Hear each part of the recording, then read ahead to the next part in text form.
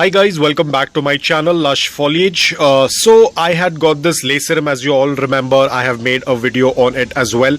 Now I was planning to do a repotting of this Philodendron Lacerum because you can see it is kind of growing taller, but there is a lot of space in between the leaves. This was because when I had got it from the seller, that's how it came. The seller was very kind enough to even give a support stick to it, but you can see overall the plant is looking very scanty.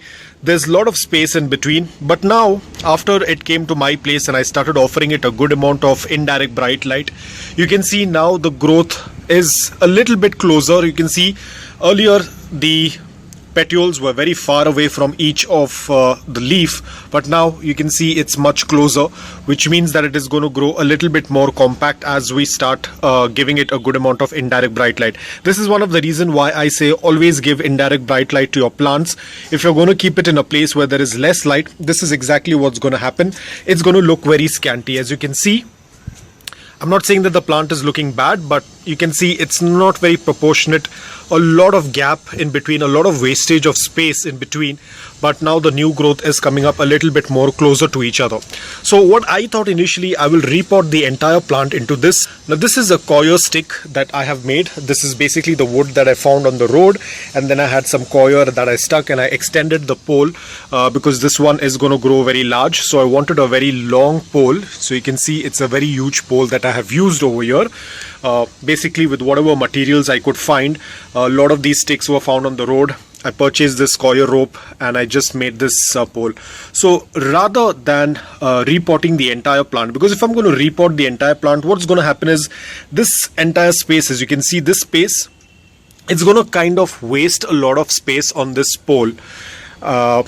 You can see it's going to cover up almost half of the pole, which is not needed. So what I can do is I can do a propagation. I can cut off this portion. The reason why is because you can see it already has a good set of aerial roots. The nod is very strong, a good amount of aerial roots. They are very good size. So this is going to work out really well. Now if I'm going to cut this off and put it in this, I'm not going to be wasting any more space. Eventually the plant will start to grow more closer because I can already see the difference over here. They're growing very closer to each other. So it is going to look a little bit more bushy rather than having this space that is going to get wasted if I'm going to put the entire plant. Apart from that, if I'm going to propagate, I'm going to have two plants. That is the best thing. I'll have two plants. One is the mother plant in the remaining pot and the new one that will be growing in this. Finally, I will go ahead and do a propagation and put the propagation in the new pot. So let me show you how I'll be doing that, because we will have to cut it right beneath over here. And you can see I also have another nod, but I'm going to leave this nod as it is. Whenever there is going to be new growth, probably I can do that later on. But right now I'm going to take this portion out. So let me quickly cut it off. So we have cut off this portion and you can see this is how it tends to look like. This is the sheath. I will try to take out the sheath because that's not needed. It's already dried up. We can put it back into the pot. It's okay.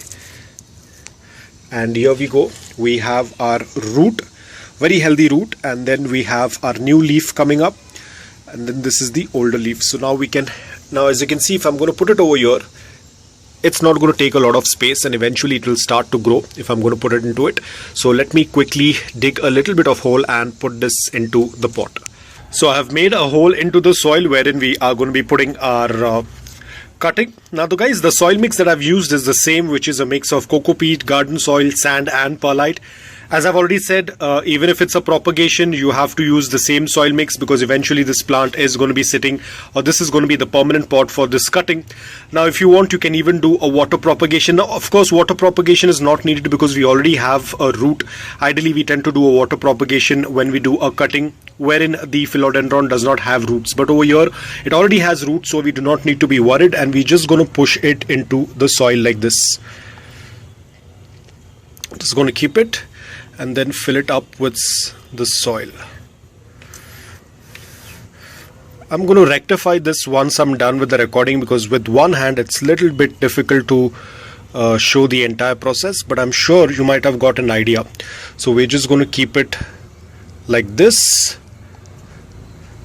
I have to add a little bit more soil, which I'll do later on, but you have got a fair idea of what we are doing over here. Now we do not need the green Velcro tape yet. So once the plant reaches over here, that is when we are going to be using the green Velcro tape. You might have already seen a video that I had made on it. So this is all about it. We are going to let it rest. The cocoa peat is slightly moist, so I do not need to water it right now. Probably after 3 or 4 days I will water. In case if the upper layer of soil tends to dry, I'll go ahead and do a watering. A complete watering until the water starts passing through. As of now, we are just going to let the plant rest in this, and we will see how it works. And this is the mother plant. You can see this is where we have done the cutting. Eventually this will also get some new growth, and there is a root, aerial root over here. If I want in future, I can do another cutting, but I think as of now I'm just going to let it be as it is. You can see how the plant looks, very scanty, a lot of space in between the leaves. This is why you need to give a good amount of indirect bright light. Most probably this plant was in a cellar's place where probably it didn't get a lot of light, that's why it stretched. But this is the perfect example of how a stretch tends to look like.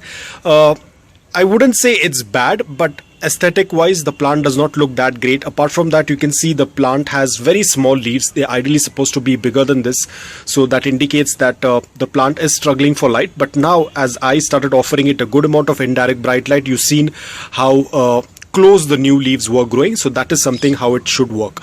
Again, I don't know how long will this take for it to grow. But because the monsoons are over here, probably it will catch up very soon and start to grow.